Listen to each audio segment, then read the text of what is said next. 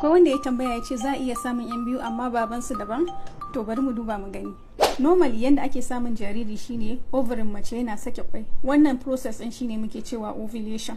Kuma yakan faru kowane wata. Something interesting shine saboda mata ovaries kwaya biyu Allah ya basu sukan yi switching. Wato idan wannan month din right ovary ne ya sake kwai, next month din left ovary ne zai sake kwai.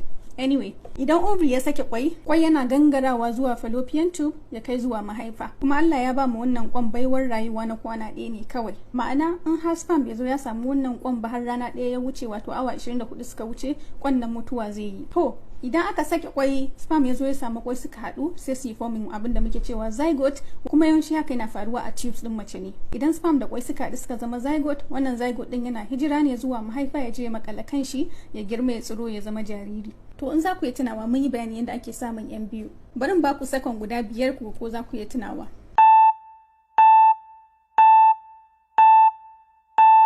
Mun yi bayanin ana samun yan biyu ta hanya biyu ne.